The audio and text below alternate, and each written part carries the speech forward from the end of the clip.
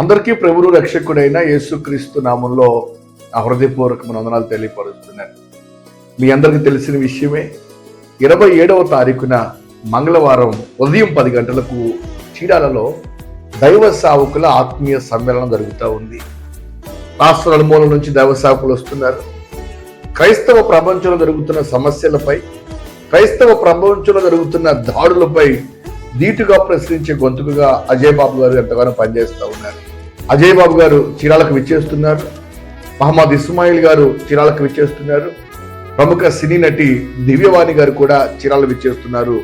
నేను కూడా ఈ కార్యక్రమంలో పాల్గొంటున్నాను. అనేక మంది అపోహల ద్వారా ఈ కార్యక్రమం ఏంటో అర్థం కాక సతమతం అవుతున్నారు. కేవలం మా CMDPF కుటుంబ సభ్యులను మీకు పరిచయం చేద్దామని CMDPF కార్యవర్గ సమావేశం చీరాల ప్రాంతంలో నిర్వహిస్తున్నాం.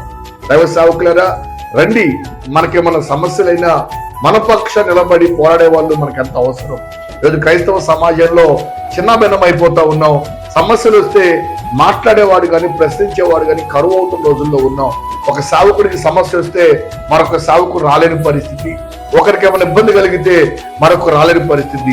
CMDPF మీకు అండగా ఉండి మీ సమస్యను మా సమస్యగా ప్రజల మధ్యకు, ప్రభుత్వాల మధ్యకు తీసుకుని వెళ్ళి ప్రశ్నించే గొంతుగా CMDPF పనిచేస్తుందని చెప్పడంలో సందేహం ఏమి లేదు.